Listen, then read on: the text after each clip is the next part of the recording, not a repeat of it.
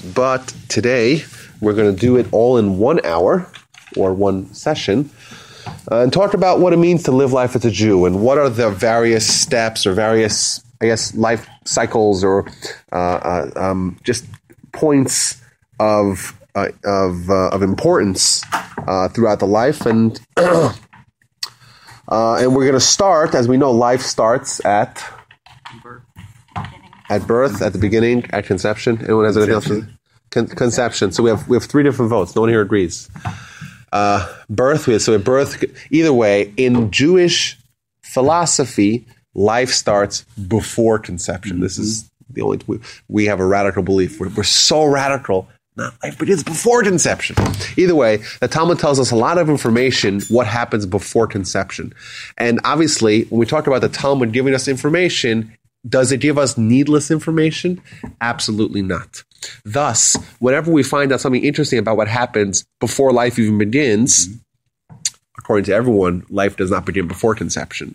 Thus, it must have significance. So we talk about life cycles and just kind of the process from birth to earth or beginning to end. It's important to note that the Talmud starts even before, or Jewish philosophy talks about what happens before conception. So I want to do, as a start, is talk about some of the few statements that we find in Jewish literature about what happens before conception, and try to use it maybe as or try to glean the lessons that perhaps were intended with those pieces of information, even though it seems very irrelevant. So let's talk about one. There's two of them specifically, and both of them kind of share the same flavor, as you'll see. Okay, so the first one we find in the tractate. Tractate is the name of a book of the Talmud. If you hear the term tractate, the Talmud is a collection of 63 books, and they're called tractates. Fantastic. So one of the tractates is the book of Sota, and right at the beginning, in page 2a. And as a quick aside, the Talmud starts with page number 2. It doesn't start with number 1. So if anyone quotes a Talmud from number like 1a or 1b, they're making it up because that doesn't exist. So 2a, and the reason why it's called A and B is because two different sides of a page, right? A page got side A, side B. So 2a, right? The first page, it says as follows. 40 days before the formation of a fetus, a prophetic voice announces, this fetus will marry so-and-so. This fetus will own such and such field. This fetus will own such and such house. Thus, the Talmud tells us that there are three elements of a person's life that seem to be prophetically announced before the child's even conceived. Number 1, who they'll marry. Number 2, what field they will own. And number 3, what house they will live in. Okay? Now, if I ask you guys, we live in 2015, most of us don't own fields. Most of us are not farmers. But in yesteryear, your land and your agriculture was your livelihood. Mm-hmm. Thus, a person, the field that someone owned, that someone owned basically meant the livelihood that they would have. That is all declared 40 days before the conception of the child. Now, the question is, what is the significance? First of all, does that mean that we should just, is there a way for us to know what this prophecy is? Is there a way for us to, hear the echoes of it years later? Probably not. So there's a prophecy that we cannot even hear. Does anyone hear it? Who knows? Is it the person who... It seems like a very hard piece of information to try to utilize. What could possibly be the significance of such information? Maybe a subconscious thing. Maybe, but... What we know that there was announced, and we don't know what it is. Wouldn't it be easier if everyone got like a printout that came, the baby came out holding, documentation with the social security number of their intended spouse and the lot, you go marry this girl. The lot, the plat number of their lot and their house and kind of the floor models. Wouldn't that be easier? So there's a prophecy, but we don't know about it. What's the significance of 40? That's another question. Let's hold off and let's talk about more of the core. You're talking about the ancillary part of that particular statement. So I want to present an idea that maybe y'all will agree, maybe you won't agree. No. We're going to very, very, very, very practical. Very practical. What is the most important decision of someone's life? The most important decision? Yes. Is to be born. Well, the person doesn't decide that. It happens against your will. People don't make that decision. The most important decision you'll make, probably most people, is who they'll marry. That's the most impactful decision. Number one. What is the most important, or maybe we should say the second most important decision, but what's the thing that someone spends the most time with doing? It's what their livelihood. Right? That's what you do. You work 8 to 10 hours a day. That's what you do, for 40, 50 years. And what's the most important investment of a person's life? What's the most expensive thing most people buy is their home. So we talk about perhaps the three most important things that dominate our lives. Our spouse, our job, and our house. That's what dominates our lives. Says the Talmud. From God's perspective, these things were dealt with and done with before you were conceived. Its importance is so infinitesimally small from God's view that it was already determined and it was on the table and it was off the table before conception. It's of such minimal importance that from God's perspective, and I'm stressing that again, from God's perspective, it was already dealt with and done with before conception. How so? We have a physical or geocentric, I like to call it geocentric perspective on the world. What we see, what we interact with, what we relate to on a sensory level is only the physical world. Mm-hmm. Thus, the person that we're going to spend our life with is very important. That's very important on a spiritual level as well, but it's very important. So we think about a lot. And our livelihood is very important. So most people, they think about their salary and they think about their money and they're working their job and their project's a job and their house is what, this is the decision that they grapple with for a long time. That is us because we're physical and we're physically oriented. Says God, from my perspective, those things are so unimportant, so insignificant that I don't even want to talk about them. I don't want to deal with them. It's a prophecy done before conception, before the thought of who you are even materialized. Take care of it for us. So we can focus on yeah, you're being a little bit more spiritual than I am. What I'm saying is like this. I'm saying from God's perspective, from the spiritual perspective, you're taking it kind of more of a practical level. Okay, we shouldn't even think about that. I'm not saying that. I'm saying that's what we think about. That's the reality. It's unchanging for most of us. However, what we have to know, and that's what it's a lesson in the Talmud. What we have to know that from our spiritual side, from our soul side, right? That's not important at all. And our goal in our life is to strive to gain a more soulful attitude towards life, and that is to care about the things that are eternal. The things that are lasting, the things that the soul cares about, much less our bodily, materialistic, animalistic agenda that we have. That's number one. I have one up here with my notes in it. The other statement, hello, Rochelle. We're talking about, no problem. We're talking about life cycles.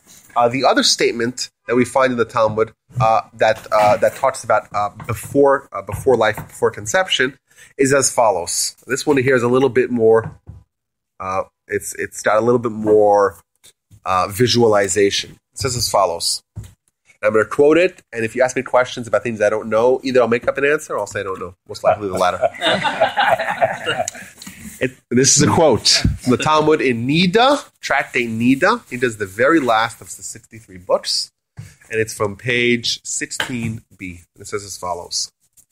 The angel who is in charge, who is tasked with conception, the angel's name is Lila. Lila means night. Okay. And this angel takes this drop.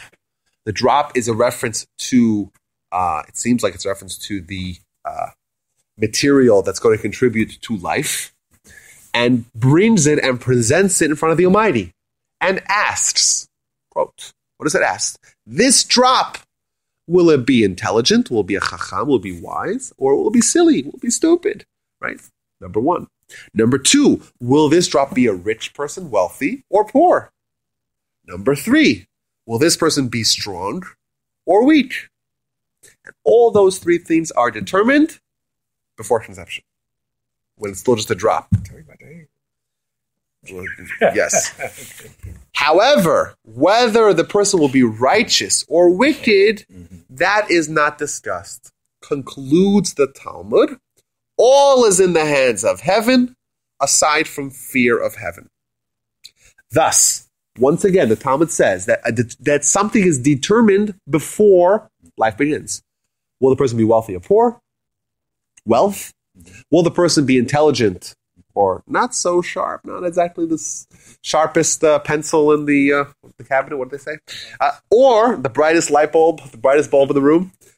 And will the person be strong or weak? Thus, the three areas where we, us humans, we take pride in more than any other: intelligence, material success, and physical prowess. Those three things, says the Talmud, are already predetermined. However, what is not determined is our righteousness and or versus our wickedness. That's up to us. Now, you'll say, "Wait a minute, Rabbi, are you trying to tell me that there's nothing we can do to improve or somehow change our lot with regards to our finances?" Absolutely not, because in fact, the same Talmud in Tractate Nida says, "What does a person need to do to become wealthy?" Perhaps the lesson here is as follows, or likewise, that what we take pride in, what we fancy as success in life, be it our physique, right, or our money, or our brilliance, that's predetermined. Does that mean we cannot hone it? We cannot improve it? We cannot take actions to better that part? Absolutely not. But what it does mean is that from the Torah's perspective, from the spiritual perspective, all that matters is whether you're righteous or wicked. Everything else, it's immaterial. We consider it as if it was already predetermined. So I think those two lessons are kind of very important when we talk about what the Jewish mindset is about life. You know, the Jewish perspective, from the Jewish perspective, life is about our righteousness versus our wickedness. That is the ultimate conflict of our lives. So in the big picture of, we could zoom in on the various different points in time, the train station stops that we make in Jewish practice. But big picture, when I ask you the question is, what's the Jewish view on life itself? Here, from these Talmudic sources, they seem to indicate that it's about a pursuit. It's a pursuit of what? Of righteousness. And it's a struggle against what our body or what our instinct is telling us is important.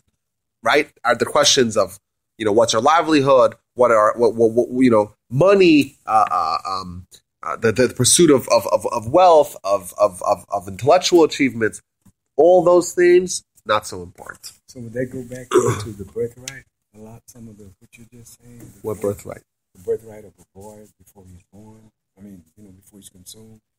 What you were saying is. I'm not sure what you're referring to. Okay. The birthright. You have a birthright. You the firstborn of God? No. Okay. You're quite natural. I'm sorry? You didn't receive it. I'm just saying. So does that have anything to do with the Bechorah? Yeah. I don't see what that would have to do with it. I mean, would it know before you were born? What would who know? Would the parents know before you were conceived that the birthright, like... I don't know what the parents know. I know I have a firstborn son. I don't know anything. No kidding? Still trying to figure things out. No kidding? Where are you in the line? How many of them? I wondered how many Wolbies are there? There's 9 Wolbies. I'm one of 9. I have 8 siblings. I have 6 brothers and 2 sisters. And you're number? I'm number 6. I'm the 5th boy, but I'm the most remarkable. I'm only 16%, but I pull my weight. But no, I just not 16%. I'd be a lot more. I'd be 11%.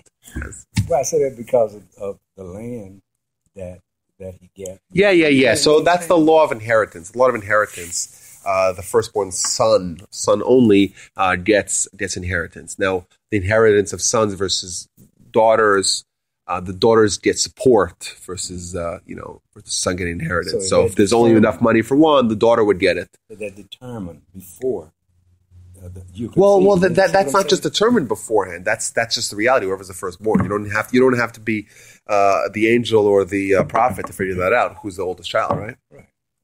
Okay. Yes. Yes, we'll get to that. Yeah. So birth. A few more cool. I'm excited to get down to the bottom. I'm really. What's that? I'm sorry. Yeah. Okay. It's busting. About baby naming. Oh, this is a different case. Oh, yes. Well, Yes. Okay. She wants to see you get to the end. Okay. So I will move on expeditiously. Thank you. Okay. A few more things. Pre-birth that I think are important. That is the soul. When does someone get a soul? Does someone get soul at birth or conception? So the Talmud has a discussion about that. In fact, this is one of the 4 conversations we have recorded of a dialogue between Rabbi. Now, who's Rabbi? If you remember, we talked about this during the second history class. Rabbi is Rabbi Judah the Prince, the codifier of the Mishnah. He was born in the 130s, and he lived in the middle to end of the 2nd century of the Common Era. And he's one of the pivotal characters in Jewish history. He organized the Mishnah, and he was a close personal friend of the emperor, the Roman emperor, whose name is Marcus Aurelius Antoninus. And the Talmud recounts several dialogues that they had. One of them was the question of when does someone get a soul? And the Talmud also deals with the question, when does someone get a yetzer ra? When does someone get the evil inclination? So it has this dialogue, and eventually it says that someone gets the neshama, the soul, at conception, and the yetzer hara, the evil inclination, at birth. Thus, these two foes, or these two opposites, that cause so much strife, internal strife amongst humans throughout their lives, during gestation, right? When the child's in utero, there's no conflict. Thus, the Talmud declares that a child in utero studies the whole Torah. Thus, there are those that argue that when you're sitting on the private bus, on the packed bus, and the pregnant woman walks in, you have to stand up for 2 reasons. Number 1, to give her the seat, but number 2, because she is right now holding a child, right, who studied the whole Torah. When you have someone who studied the whole Torah, you got to stand up out of honor. Right? Well, doesn't seem to make that distinction. It seems like every soul, Jewish or otherwise, has this tremendous spiritual power that itself knows the Torah. It's like the DNA without learning it even. What happens? The Talmud makes a nice visualization about that. As the child is being born, an angel comes and hits him in his mouth. You ever heard this? It's a very famous Talmudic piece. This is once again from Tractate Nida, the one we mentioned, the very last one, but it's not at 16b, it's at 30b.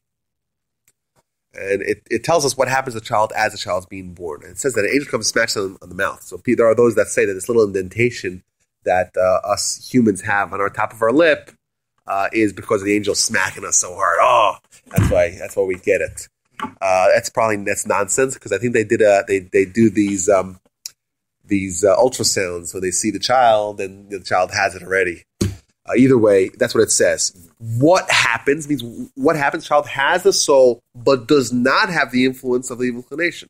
Thus, it's just an untethered soul. It's like pure spirituality. He knows the whole Torah. Doesn't even need to be taught. If you remember, we spoke about Abraham. Abraham knew the whole Torah. How did he know the whole Torah before Moses shows up?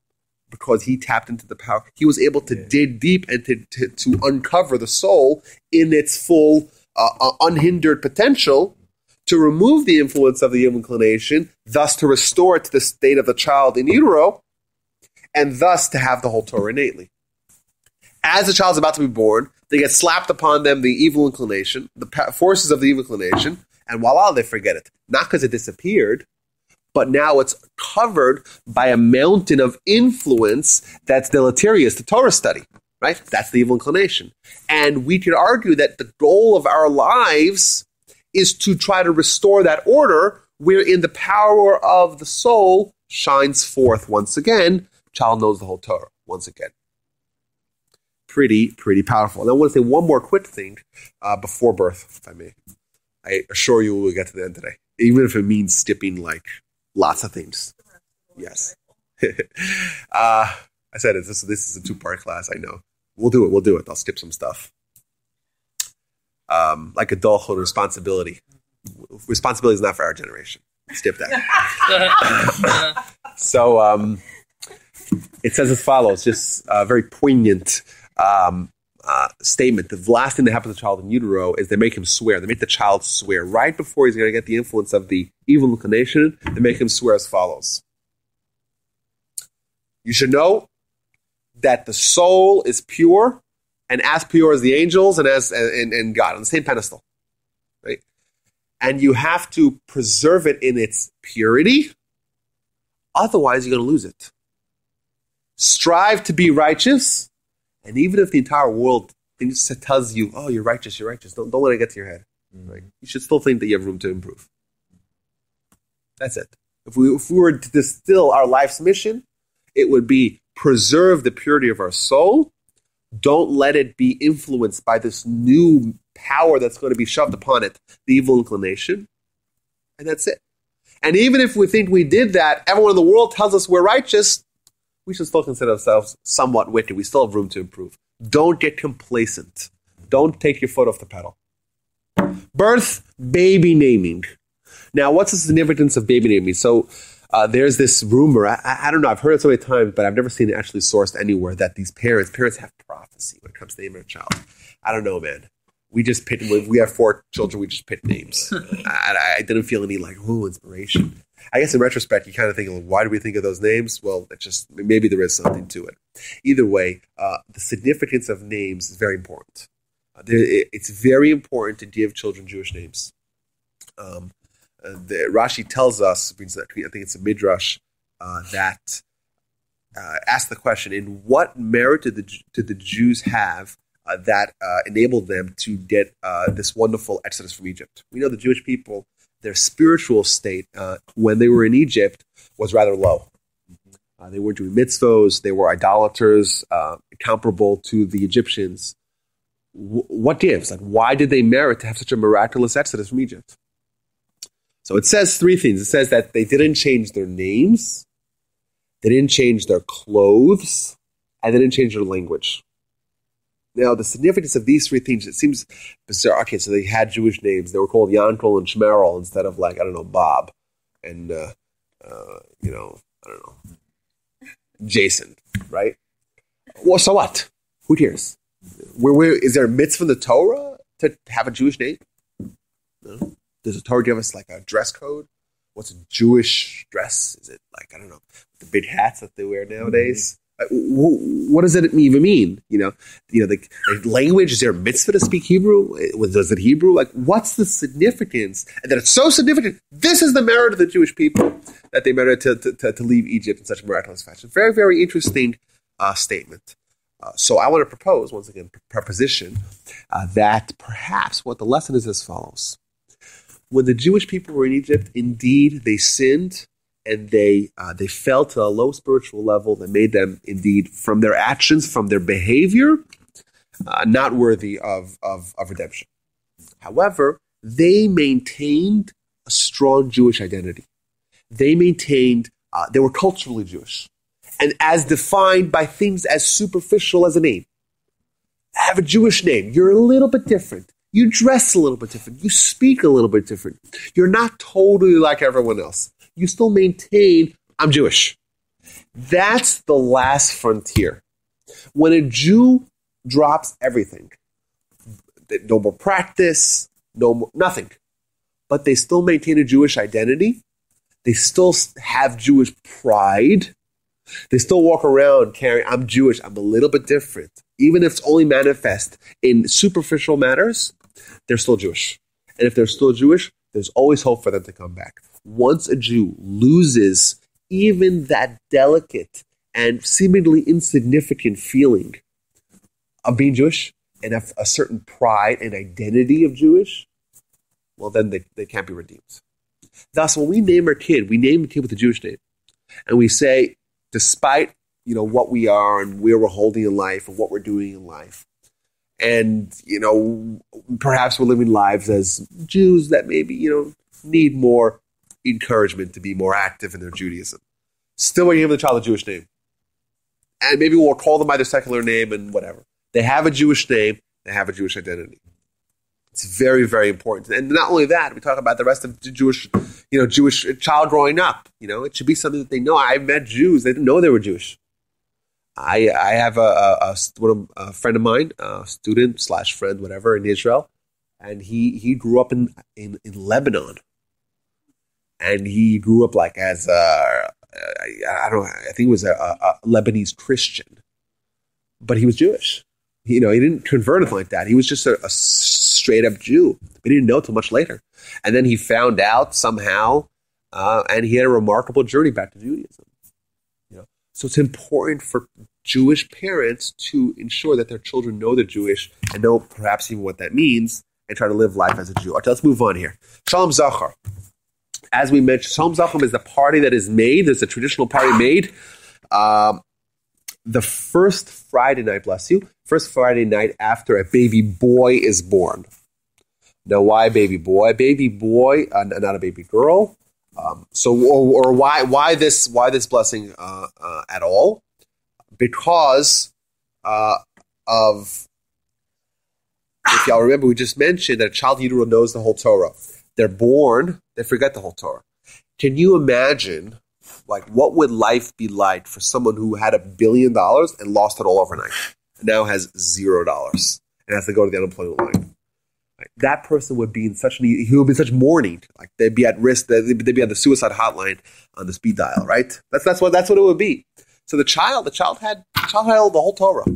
That child forgets it all. Then knows nothing. Absolutely zero. Totally ignorant to Torah. And over the course of lives, hopefully they'll build themselves back up. Maybe yes, maybe no. It's up to them, right? Either way, the child's soul is in mourning. What's the point of learning it?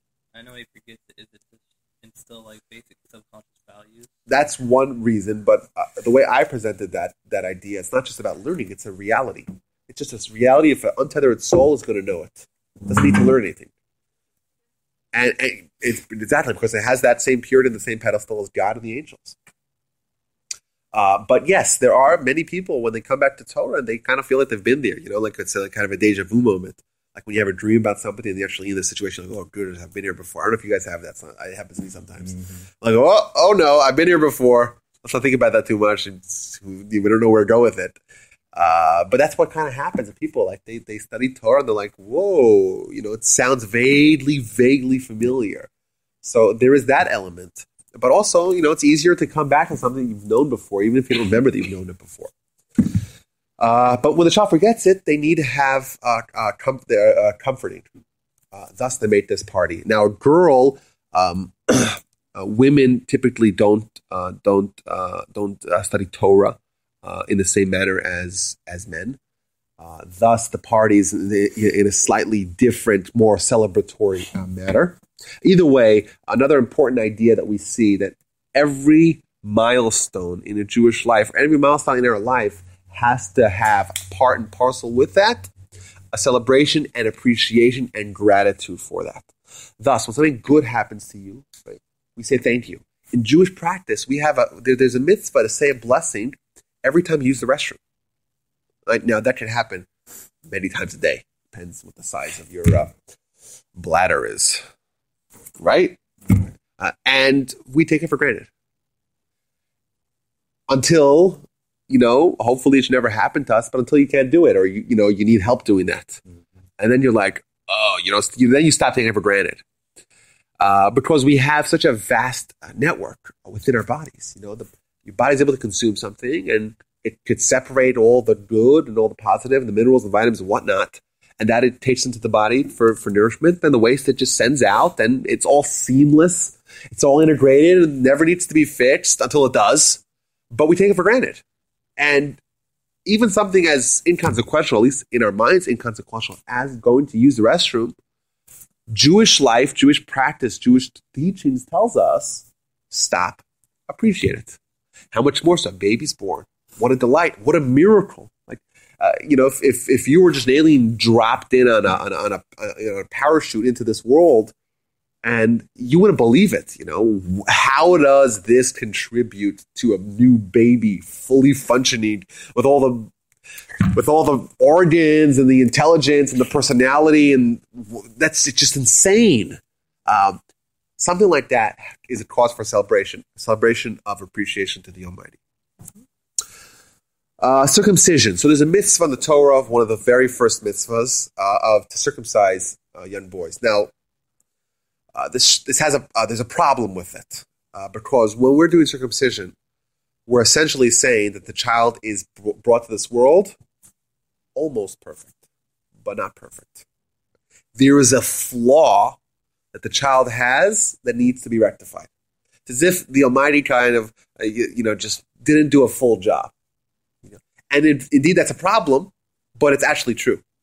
We don't believe that we're perfect. We believe we're here on a mission to perfect. Why is that? Because our body is imperfect. We talk about the struggle that exists, this conflict, the tension that exists between our body and soul. It's because they're opposites. If the soul is on the same pedestal as God, the body is on the most radically opposite extreme. Right? It's on the same pedestal as animals. Right? It's so diametrically opposite. There's no commonality. Thus, we are imperfect. And our goal in life is to perfect. Thus, from the onset, from the beginning of a child's life, they have this emblazoned into their body, wherein they say, I was imperfect. I was imperfect in my body on just a purely physical level. That was taken care of right from day one. However, the rest of my life is going to be a constant struggle to make sure that my body is on its way to perfection. Now, if you'll notice, this might be a little bit, it's very visual, like what happens in Jewish literature. They talk about this revealing of the crown, wherein the circumcision, what it does, obviously, there's the removal of the excess and the revealing of the crown. This is all indicative of the mission of a Jew. The mission of the Jew is to reveal the crown of God in the world. If we talk about tikkun olam, fixing the world, why is the world broken? Yes, but more than that. Sin is a manifestation of a bigger problem. That is lack of God. There's no God. So if there's no God, then there's sin. We don't see God. We see people sinning. We see people doing, sinning, which is acting in a way as if God's not there. So the world is flawed. Right? Our goal individually, personally, but collectively, nationally as well, is to rectify that, to fix the world. And what happens in a fixed world? Everyone does see God. And this is all manifest in the process of circumcision. There's a lot of symbolism in that, wherein you get rid of the bad, and then what happens? What do you see? You expose the crown of God. Right? That's some of the ideas behind circumcision. There's more that the idea of being branded as a Jew, the idea of King David in the bathhouse. He didn't have any mitzvahs with him, and then he saw, oh gosh, I have at least one mitzvah. There's one mitzvah that always accompanies us. It's personal to us. There's more to that. Either way, it's also coincidentally at the location where the greatest challenges of a person's lives usually lie, or at least a man's life. Does that mean that women are a bit more perfect? Absolutely. Absolutely. Removed. Yeah. Yes. Yes. So that is noted. That remember, women didn't sin the golden calf. Traditionally, what's always been the man sinning, and the women are always viewed as being more spiritually perfect. And I was reading where it said that because God, He fashioned the rib.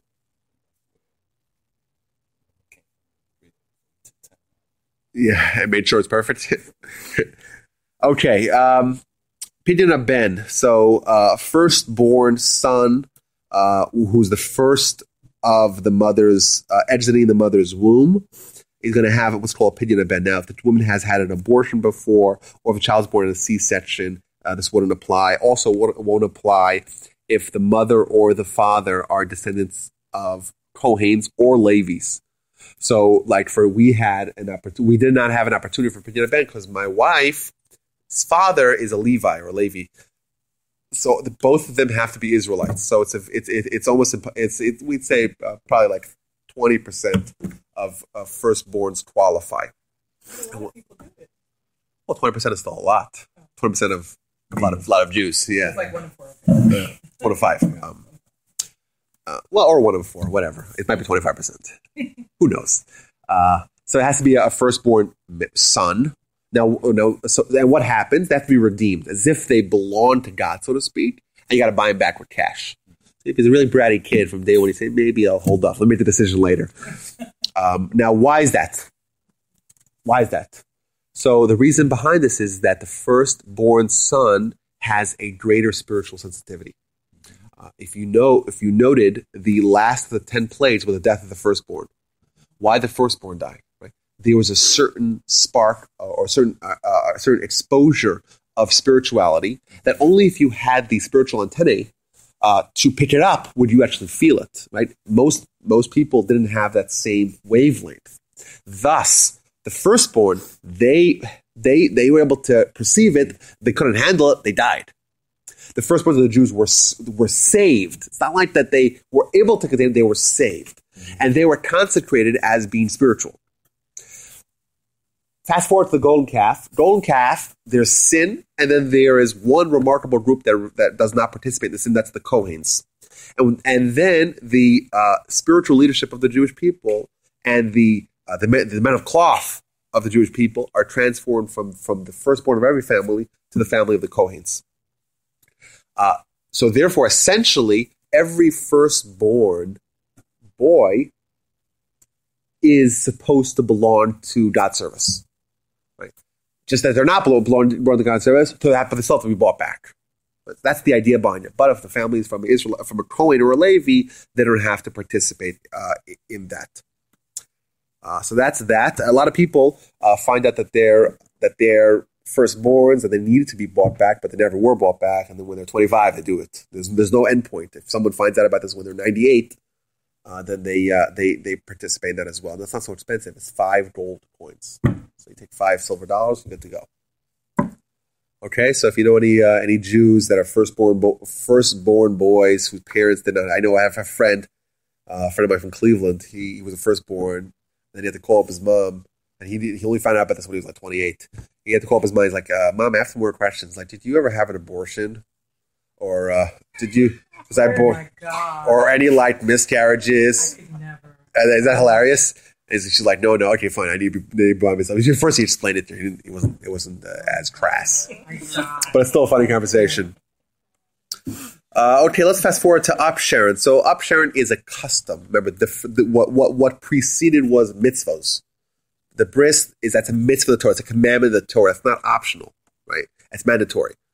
The next one, not optional, mandatory. This is a custom. It's optional, right?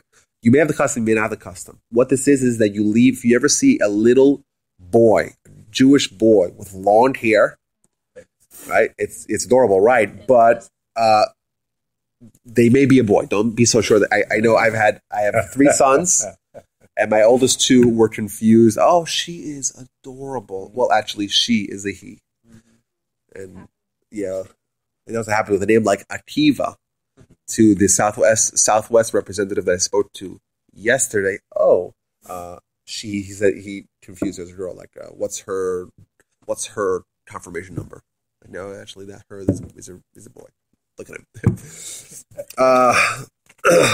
So that's that. So they will leave their hair grow for 3 years. At the age of 3, they get a haircut.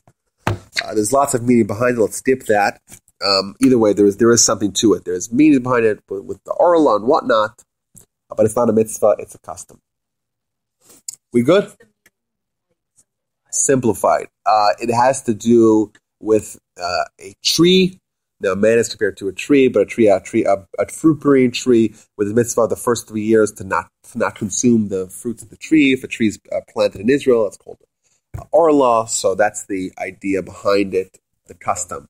Where the first 3 years we don't consume, and the hair, whatever. We follow the custom to a point. We don't wait till 3. If someone's like 2 and change, and there's a nice family occasion, he makes a nice party. He get to cut his own hair. It's it's traumatic. It look a little different. It's cute. That's when they start putting on their tzitzit or their kippah, whatever. Okay, that's up, Sharon. Bar bat mitzvah. So this is an important thing. We have bar bat mitzvah as a ceremony. We have it as a production. We have it as where the child goes to the spotlight. Now, historically, it was not like that. Historically, it was always a transformation from doing mitzvahs, following the Torah, even though you're not obligated to do so, and suddenly one day you're obligated. So the child will suddenly start wearing tefillin. That might be that might be the only practical change for a child during a traditional sense. Nowadays, it became a production. Oftentimes, unfortunately, it does not mark the beginning of someone's life in Judaism, but unfortunately, all too often, it marks the end of their participation. You did your bar mitzvah. You read your Torah, you did the bar mitzvah lesson, you spent that whole year with the cantor or whatnot, you read from the Wall Street, you gave a speech, you had the party, you're done, right? You did your penance, right? You did your time, right? Now you can abandon ship. Unfortunately, in Judaism, bar mitzvah means now you're obligated in a mitzvah. That's what it means. Now is when it starts, not when it ends. A child at 13 and a girl at 12, traditionally, because they mature earlier, both physically and just behaviorally or intellectually. That's what they're obligated in every single mitzvah. All 613 at once. It starts from 0 to 613. Thus, the Talmud always tells us, the Jewish tradition has always been to teach a child before that. Right? Train them in. Right? A Jewish family lives Jewishly or teaches the children to live as Jews way before that, from day one. You can't just flip a switch on and say, "Oh, you're starting to keep all the mitzvahs. Oh, this is what we do. This is what we do. This you can't do that. It's got to be progressive. It's got to be a build up, and it's just a minor shift. Unfortunately, I want to make a statement against this. All too often, it's not the beginning; it's the end. Adulthood responsibility. We spoke about that. We'll skip that. We don't believe in responsibility. Not today's generation. Marriage. So marriage. There's a lot to say, and there's obviously multiple classes that could be talked about this subject. But either way, let's share one idea about Jewish marriage. The first marriage we find is the marriage of Adam and Eve. Adam and Eve's marriage in Jewish practice is always viewed as a model marriage. In fact, under the chuppah, under the wedding canopy, we read 7 blessings. One of them is Sameach. I'm going to say it in Hebrew. Maybe should I say it in Hebrew? No one speaks Hebrew here. It means like this: gladden the husband and wife, the bride and groom, like you made happy Adam and Eve, right? In the Garden of Eden in yesteryear. We are telling the young couple, your job, your role models in marriage is to be like Adam and Eve. Now, if you actually learn Genesis, you'll find that Adam and Eve did not seem to have a marriage that you would associate with harmony and love. So it's a bizarre thing. Why are they put on a pedestal as being the model of a marriage? It seems very awkward, very, very strange, very bizarre, very peculiar, very odd. Perhaps, okay, maybe. But it doesn't have to be miserable. It doesn't. No, it would be, though. If your wife said you were poisonous apple. Yeah. Yeah, it would be. But either way, we find the following statement or the following episode in Genesis before the apple story. We find, like you mentioned, the rib, right? And what does Adam say after that? Adam makes a declaration. He says, "This time, this is flesh from my flesh. This is a bone from my bones. This woman I will call Isha, because she was taken from Isha Lukacha, because she was taken from man." He gets all excited. He's like, "Oh, this is my new toy. I'm so excited with it. This is going to be my wife." Okay, well, that's a nice thing for a husband to say, right? He's all excited with his wife. And then the Torah goes into PSA mode. It says as follows. Al kain yazov ish et aviv v'timo v'davak b'ishto v'hayu lebasar echad, which translates, therefore, a man shall leave his father and mother, shall cleave to his wife, and there should be one flesh. And you ask yourself the question, wait a minute, we're in the middle of a whole story about a rib and building the woman, and suddenly Adam is so excited, this is flesh for my flesh, this is bone for my bones, I'm going to call this woman Isha because she was taken from me, all excited.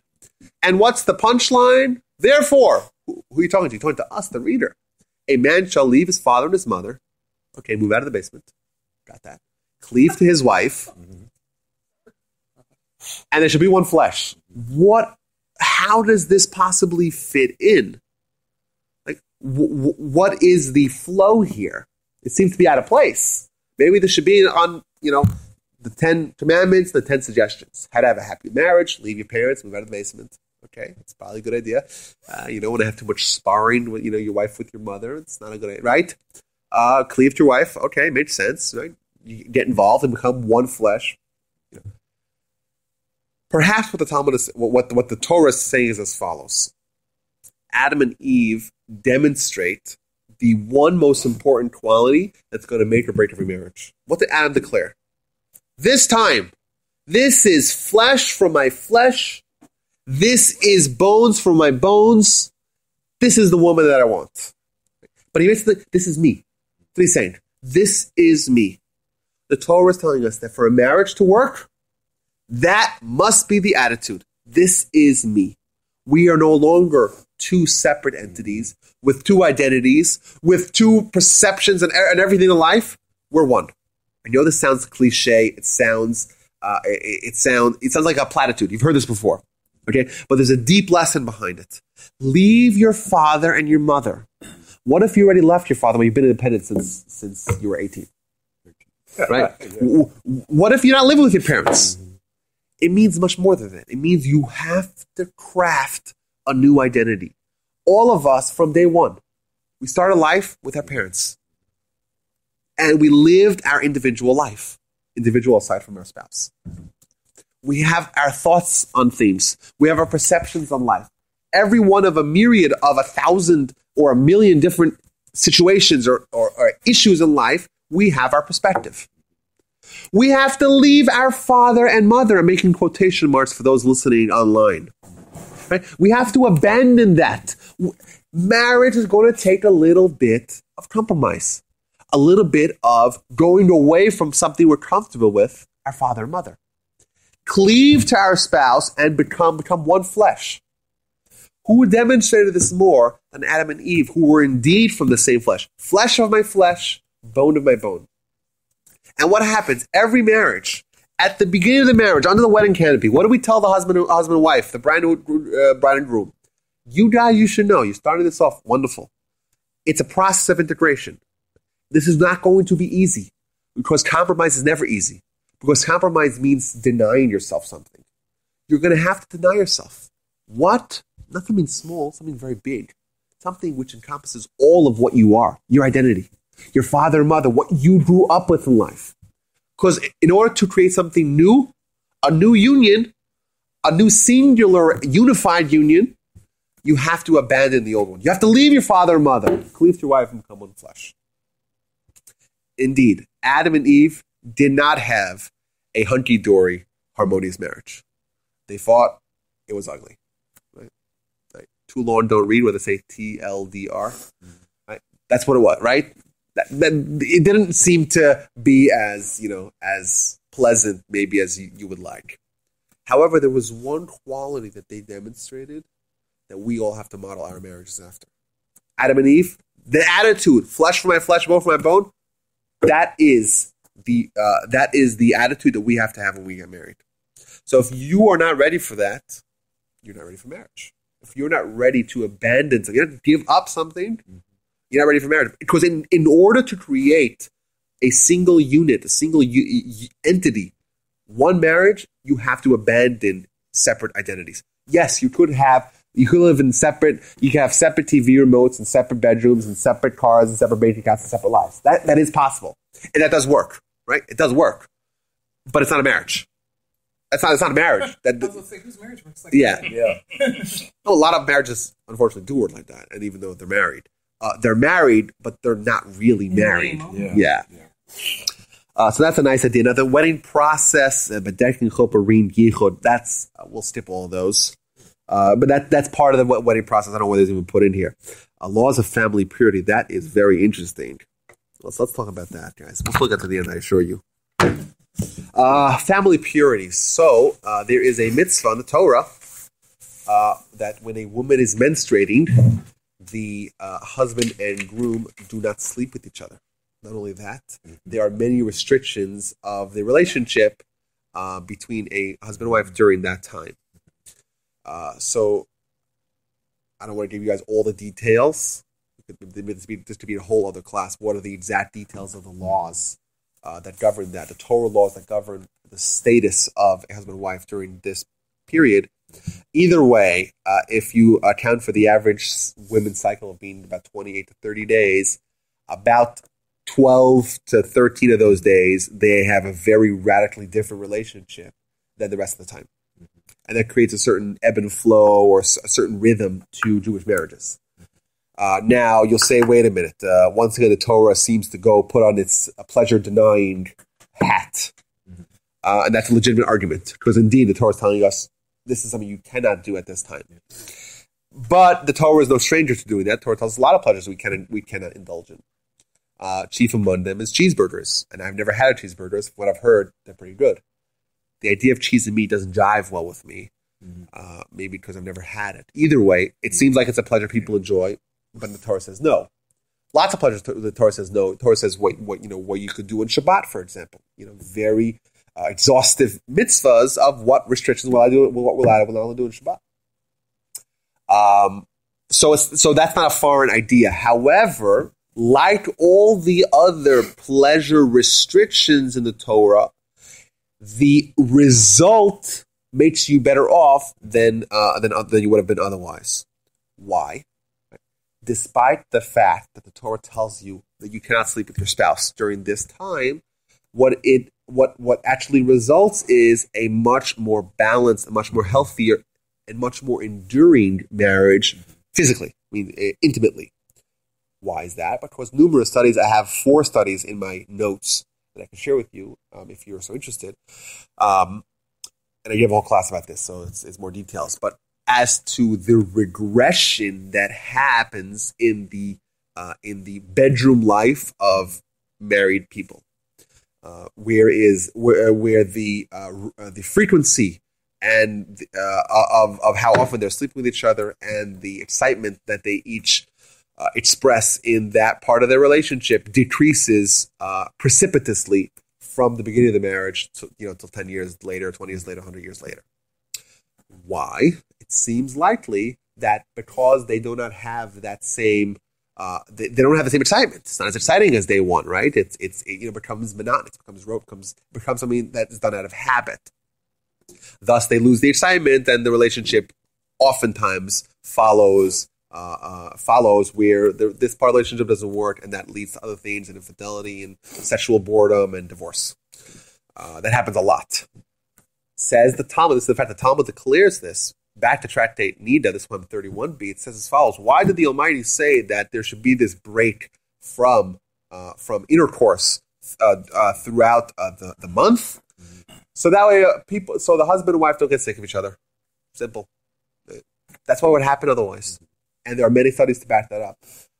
One study, for example, that on average, the rate of the frequency of intimacy from the first month of a marriage to the last month of the first year of marriage, a mere 11 months later, drops by more than 50%, from an average of 17 times a month to 8 times a month. And it goes downhill from then on. And other studies on a much wider time frame make that even ever more stark, what it was to what it is, what it becomes. In one of the sources on this, one of the scholarship, they wrote that if a couple were to make a big jar, and they would put a coin into the jar every time they slept with each other for the first 5 years of their marriage, And, it would fill up, I guess, hopefully, right? And then after 5 years of marriage, they start pulling one out every time they sleep with each other, right? After 50 years, there will still be coins in the jar. That's the illustration. And that's very unfortunate. However, as Jews with laws of family purity, we are saved from all of that because we have these very difficult to observe, but very pivotal for the success of our marriage, these laws and these restrictions. Okay, parenting. So there's a lot of details in parenting. In fact, I gave a whole class in parenting called the 10 Commandments of Parenting. I would highly advise, if you have not been on my website, go to rabbiwolbe.com. I have a podcast on iTunes. If you have an iPhone, go to the podcast and click Wolbe or Google WLBE, or what I call my website, my podcast called This Jewish Life. So just type it in, click subscribe, find the class that's 10 Commandments of Parenting. It's pivotal and crucial information the Torah gives us, 10 different aspects of what it means to be a Jewish parent and how to maximize the potential of your child via your parenting. Of course, it's not on your hands as a parent, but whatever is on your hands, a parent could guide their child, could direct their child, could improve their child's lives if they know what they're doing. And they could also screw it up, of course, as we know. We all know those kind of kids. We've all met those kids. So either way, there's a lot to talk about that. But let us move on.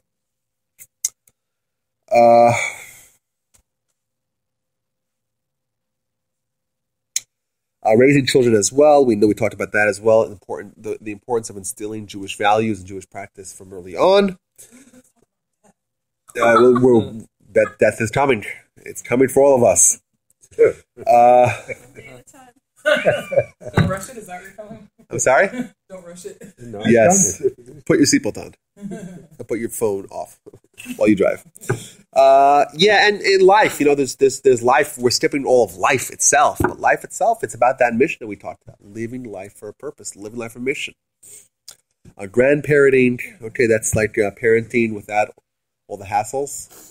If I knew how fun it was to be a grandparent, I would have skipped the whole parent thing. Remember that line? That was someone's line. Let's get to death. Okay, so death is kind of the punctuation mark. It's the culmination of life. If you look at someone, how they die and what state they die, we can know a lot about their life. If you see an old person in misery or in a hospice or in a hospital bed and they're all alone, you kind of say, okay, what do you really live for? Where's your family? Where's your kids? Oh, they're not. What kind of life have you lived? And this is what you have to show for it. As opposed to if you invest a lot in your life, and then towards the end, you kind of get paid off. You might have, if you have, I mentioned I'm one of 9 kids. My parents have more than 30 grandkids already, and they're just getting started. There's more coming, like any week now. My sisters do with their first. So yes, it's investment, but that's what life is about. Life is, if we expect immediate returns, we're probably not going to have much success in life. But if we get comfortable with the idea of delayed gratification, nothing does that more than having children, because I assure you the beginning is not gratifying, at least, well, parts of it are, but ultimately, it's a lot of work for very little payback. But ultimately, the idea is that you invest now and you reap the benefits later. So death is like that as well. We look at what happens to someone before they die and as they're dying throughout that difficult chapter in everyone's life as being a reflection or at least being a sum of how they lived how they lived their lives. And also, we look at the day of death as a significant milestone, obviously, in someone's life. The Mishnah tells us, don't believe in yourself to the day you die. And this goes back to the idea of complacency. There was a great leader of the Jewish people, who was a high priest for 80 years, who eventually, in his later years, kind of went off, so to speak, and became a heathen. And he's obviously the prime example of the idea, don't be sure of yourself. Don't believe in yourself the day you die. Until you no longer have the opportunity to do evil, you're never sure that you won't be. You're never sure. You could hope, you could assume, perhaps. Don't be sure. Don't believe in yourself the day you die. If you constantly focus on growing, on becoming better, unimproving, then you can hope to never regress. The second you feel like you plateaued, now you could just coast your way through life, that's when regression starts. I've always said, life is like a... Life's like a... Is that what I've said? No, I've never said that. Anyone wants to give a guess? What's life like? Life's like a treadmill. If you're not progressing, if you're not moving forward, you're regressing. You're moving back. Or perhaps we can tweak and say life is like those bratty kids that are running up the down escalator. That unless you're moving up, you're moving down. That's maybe a better one. Life's like a down. It doesn't sound as good. Down escalator. I think if there was a one word for down escalator, maybe it would work. A descending escalator. Huh? A desescalator. Life's like a desescalator. Oh yeah, genius, brilliant. Life's like a desescalator. I gotta tweet that out tonight. Okay, that's that death. What happens after you die? What then? Now, what I'm going to tell you now, I want to make a quick disclaimer. This is not from experience. I don't know about it. I don't know, but what I'm going to share with you is from what the Jewish sources say, not from what I personally have experienced. It's supposed to be a joke, guys. It's hilarious.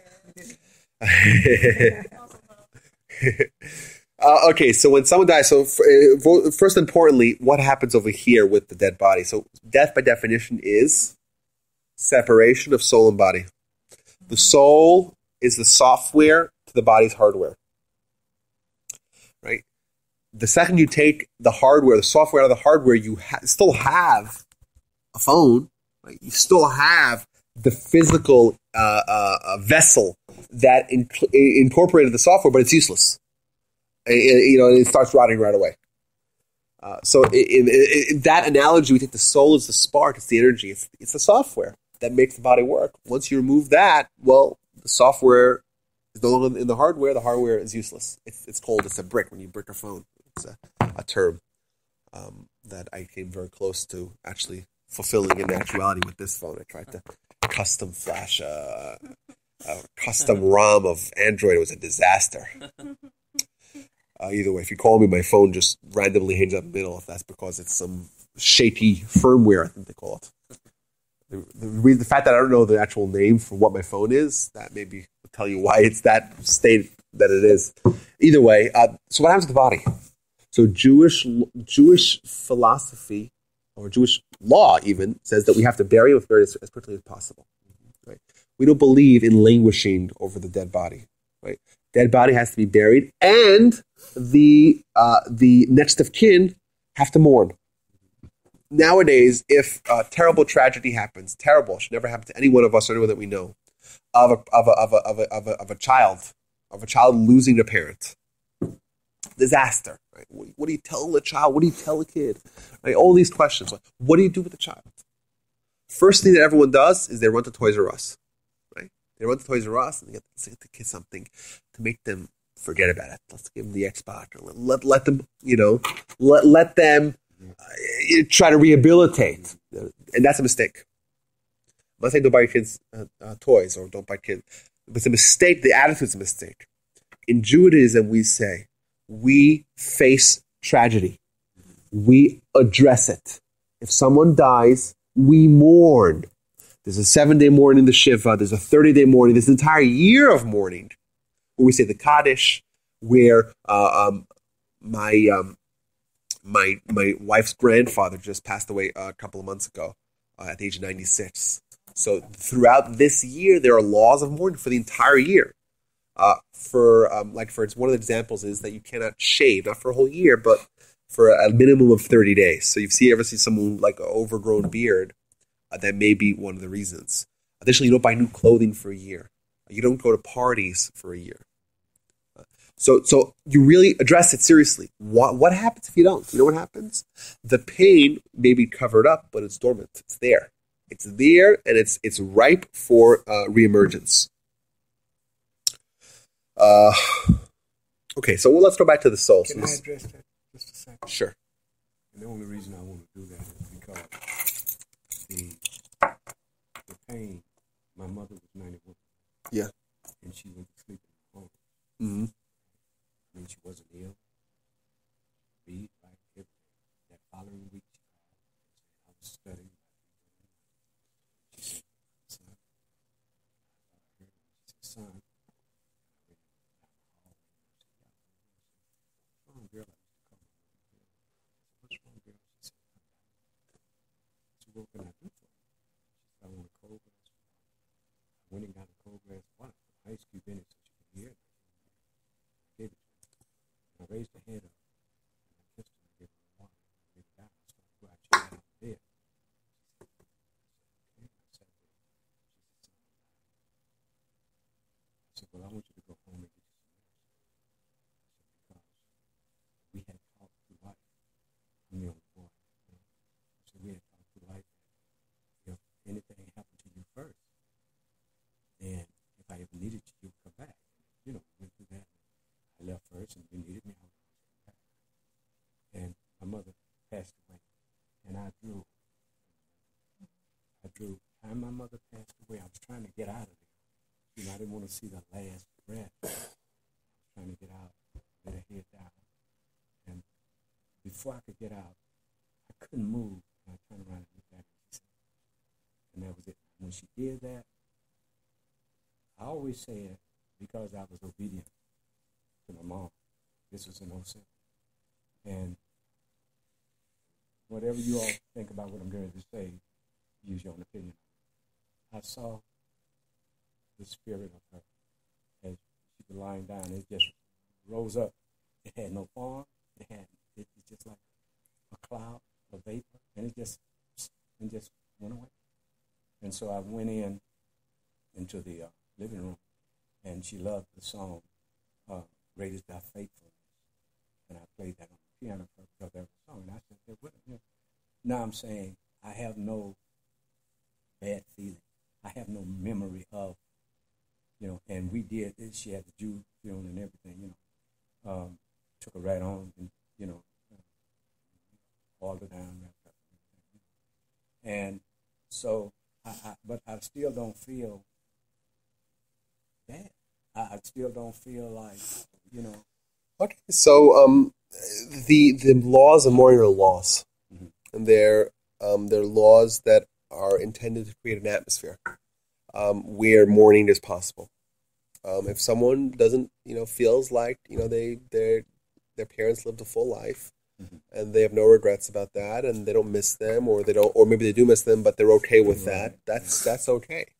There's no, there's a mitzvah to not, like, all the things that I said are things that are going to be very conducive to mourning, but not to escape the mourning, not to run away or conceal it. But the actual degree of grief, well, that's obviously very different. I about I guess it was 3.5 months ago, I was in Canada, and my one of the rabbis in town, father died at the age of, I think it was in his 90s, who had lived a very full and robust life, and and I went to sit shiva with him, to visit with him in a shiva house, and he wasn't managing. Like he had said, like he feels this like gaping hole in his heart, and he wasn't expecting it.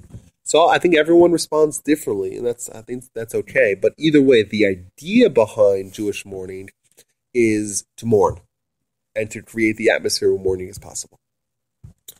Okay, what? Yes. This on when someone dies, sometimes they drown in the pool and they don't have any oxygen, right, or anything like that. So they're say they're dead until the ambulance shows up, 3 minutes, but then they revive them. So I guess does the body or Hashem know, I guess, when to? I don't know how it works correctly. Does the body know, or does Hashem know when to release the soul from the body? Like, it truly knows that the body's dead and will not come back. Because he knows the state of everything in the world. Like, what's going to happen in the future and past. And, he knows how to, Okay, so whenever you ask the question is what Hashem knows, it's a very hard question to answer. But either way, but just to address one part of your question that I think I for sure can answer, is that the body is not the one releasing the soul. In fact, if the soul had its way, it would leave every second. The soul hates being ensconced in the body, but it's the Almighty. But I think what you're talking about is when someone is maybe clinically dead, but they're revived, like a near-death experience. Yeah. So that's a kind of a fascinating area of study, because if they revive a bull, did they really go to heaven? And can they really? They really revive a what? They're revivable. A revivable. Yeah. It's a revivable.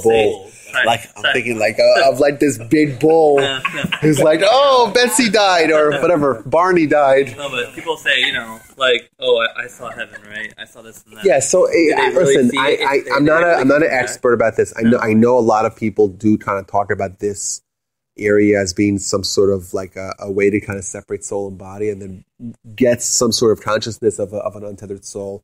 They do say like this books, life after death or whatever, life after life, whatever they say, life after life, where they interview like hundreds and hundreds of people that had near-death experiences, and they seem to know things, and they seem to all have kind of the same experience. I don't know. I'm not an expert. The Talmud does account for one near-death experience, a very detailed death experience. It doesn't give us the sensory feeling, like the whole white and the light and the whatnot. But it does say that one of the rabbis died, but then was revived.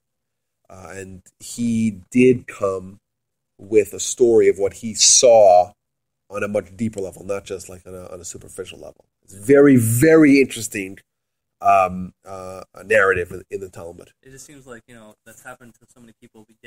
We only hear of like a very small percentage actually saying what it was like. But yeah, it's like I don't know. This is it's almost like Hashem. Like if you revive a bull, then it's like he erases that if you come back to life again. If you don't, I also think that the soul on its own, that experience doesn't translate in human vernacular.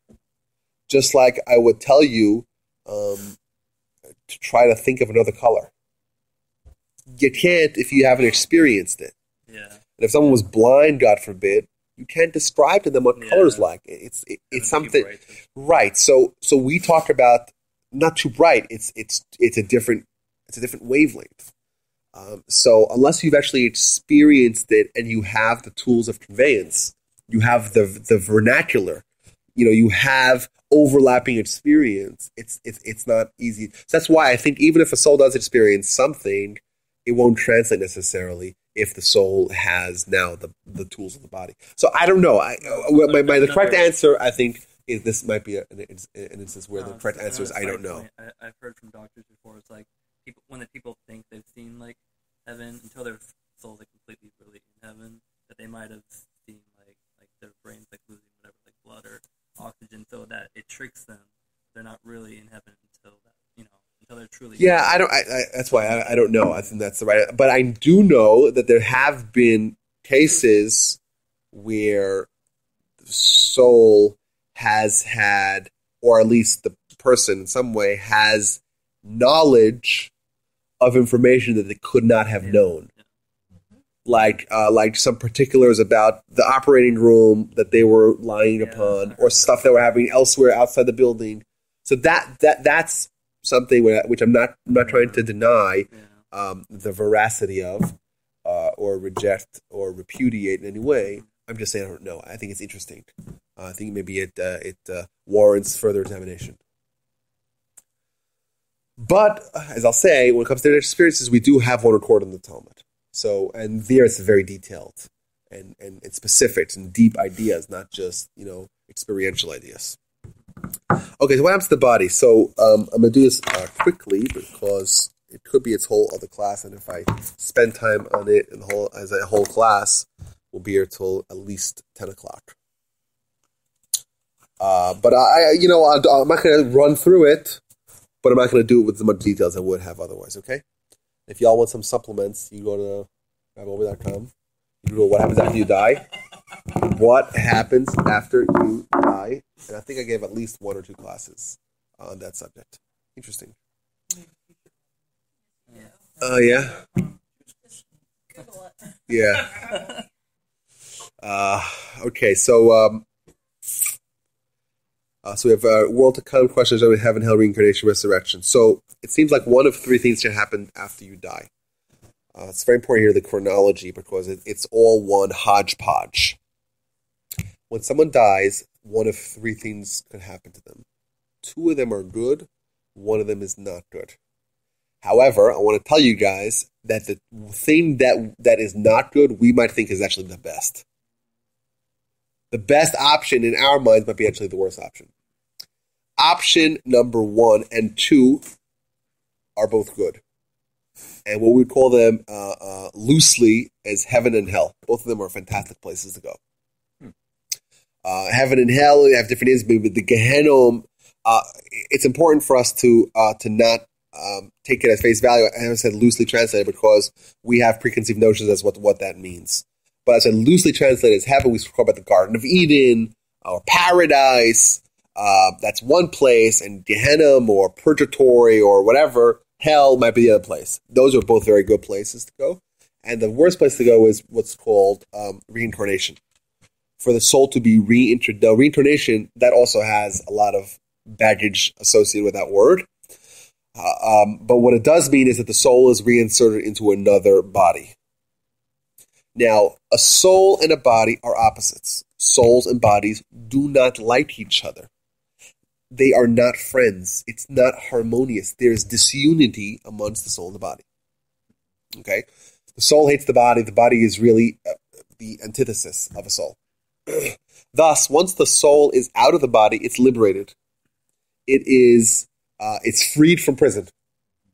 And we don't feel that because what our feelings are more associated with our body. We don't feel our soul. How do we know we don't feel our soul?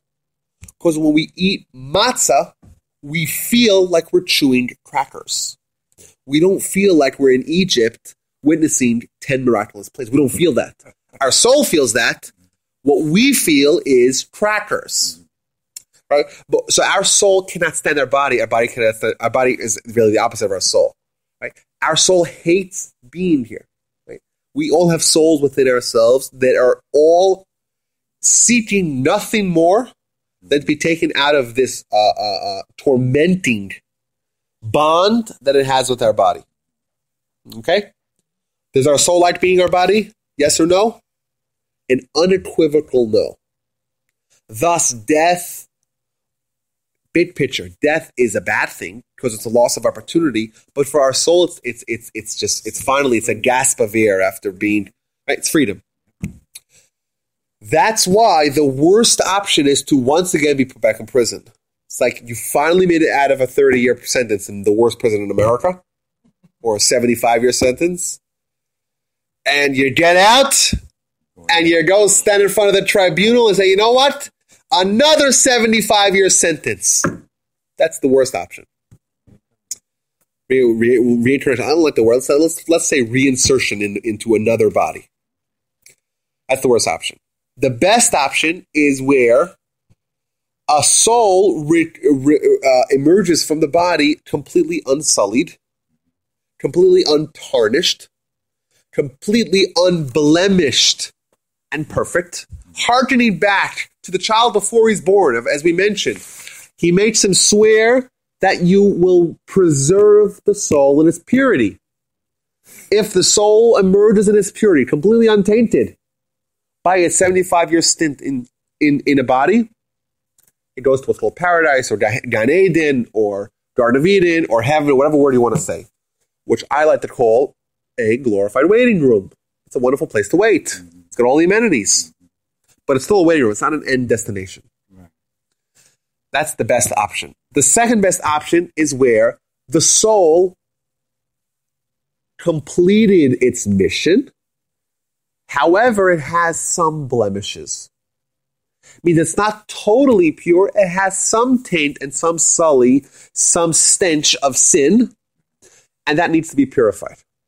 Thus, in Judaism, the Gehenna, the purgatory, whatever word you want to say, is a maximum of 12 months. It cannot last more than 12 months. Right? It cannot last more than 12 months. the maximum of 12 months, but usually it would be less than that, where it is purified. It's whitewashed. It's like, okay, you get out of prison, and let's say you get out of prison, back to our analogy, you get out of prison, okay, you're good, you don't need to go back to prison, but you're a little dirty. You need a haircut, your body's covered in lice and whatnot, take a power wash, is a power wash, maybe like a power wash that they clean walls with, like, that's what you do, they open up, I'll get to you in a second, Rochelle, they open up the fire hydrant, they put the guy in front of the fire hydrant, he's like, so much water, so painful, but they're just cleaning him, it's just the cleansing process, yes. Does that have anything to do with the 12 months, of the 11 months of mourning? Yes. Sorry if I- Yes. So the Yortzai, or the year of mourning, corresponds to the year on earth, on terra firma, corresponds to the 12 months, or 11 and 12 months of the soul. Yes, so the child would be in mourning, corresponding to the 12 months that the father could potentially be in this purgatory, this process. Yeah? We good?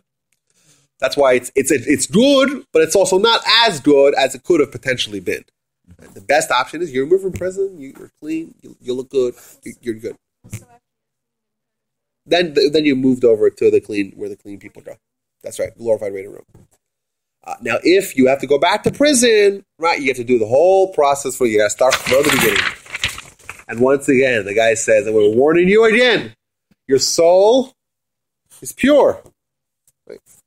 The soul, bring it back to us intact. And you guys know another 75 years. And if they do it, great. If not, they'll go back to prison.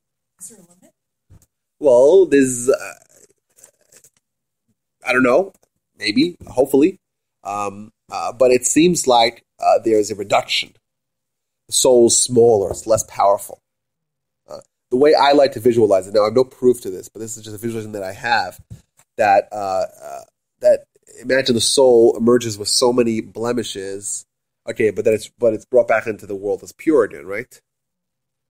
So what happens to those blemishes? Remember, it's not going to the purgatory, it's not going to the whitewashing place, right? So how does the soul get purified for its next round, right? Next round, it starts off as pure. The answer is it's reduced. Like if you were to imagine like a rotten apple, or a rotten potato, right? It's got those nasty spots. So you cut around it, and now it's clean. Well, what happened? Well, that part's gone. But the actual potato is smaller. You know, like when you open up like a thing of 5 pounds of potatoes, but then you start peeling it, you're like, this is not 5 pounds, it's like 3 pounds, and then the rest of that nasty, slimy stuff, right? Yeah. So that's how I have it visualized. I have no proof to that effect. But either way, it's pure when it goes in again, but I think it's less potent. And correspondingly, the mission that it would be tasked with will be smaller. So I think you progressively get easier and easier for you to finish your mission, but the results are more diminished as well. Like it's less impressive, you know. So those are the 3 options that can happen after someone dies. Right? There's the best option, then there's the next best option, and then there's the worst option. 1, 2, and 3. Now, what happens in the waiting room? Waiting room or waiting? What are we waiting for? So it's a very comfortable waiting room. It's very plush chairs, and it's got all the newspapers, and right. These are all euphemistic or allegorical. Coffee machine, right? Like one of those, like all you can drink with the soda machines, like with the ice and all the different flavors. And they have a relationship with Pepsi and Coke. You don't just have to treat Pepsi. So yes. Now, what are they waiting for? So what we have Tchias HaMesim, this is a core principle of Judaism. If you remember, we spoke about the principles of Judaism with the core beliefs of Judaism. One of them is that bodies and souls will be reunited once again. Bodies and soul will be reunited once again. Right? That is a core belief of Judaism. It's demonstrated in the Torah many times. In fact, the Talmud brings about 20 or 25. I lost count after like 15. Proofs from the Torah that the bodies will once again be reunited with those, which is, by the way, one of the reasons why we have to bury. We don't believe in cremation. We don't destroy the body because the body will still be used. The software will once again be reinserted into Torah. It'll be with like an update. Nice. So that's like you have Windows 98 and now Windows 2000. New update.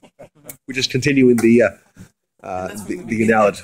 Because like as we sit here, we're breathing in people who've been here before us. So it's like, does the body must have to come back together physically in order for that to happen? Yeah, just for like people who lived hundreds of years. Yeah. But if the body once roamed, it can roam again. Just like if the computer once worked, it'd be very easy to make it work again. Just think about childbirth, or just visualize how no, not childbirth, but child conception, and how that brings about a life. How much more easier would it be to take a life that already existed and just kick it back into high gear? So that's what we're waiting for. Bodies being reinserted souls being reinserted into bodies. That's when the ultimate judgment comes. That's when we talk about ushering in the idea of the world to come. World to come is a destination. That's what we're all shooting for. World to come. What is that like? That is some sort of transcendent experience. It's something totally different than anything we could possibly imagine. It's a world of souls.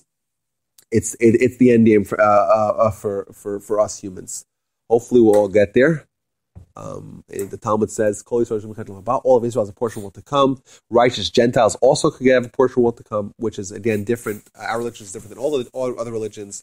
All other religions are exclusive, while Judaism is inclusive.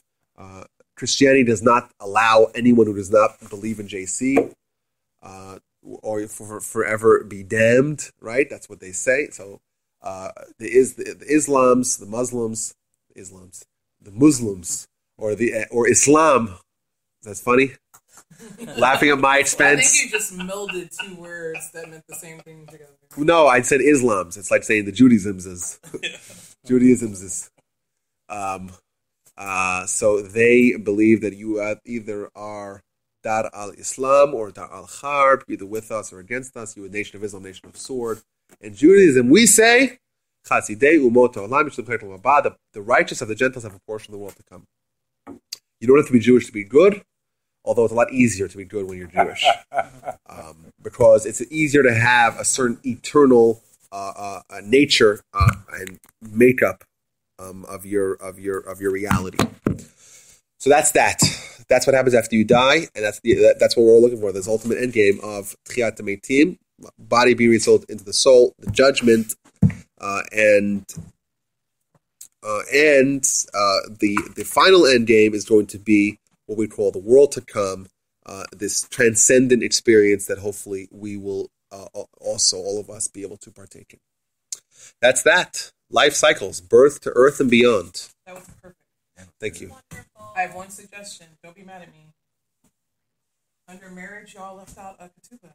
Oh, yeah. Okay. Well, I have a lot more than one suggestion. I didn't put them together. I told you I would skip the whole responsibility thing. Clearly, you did.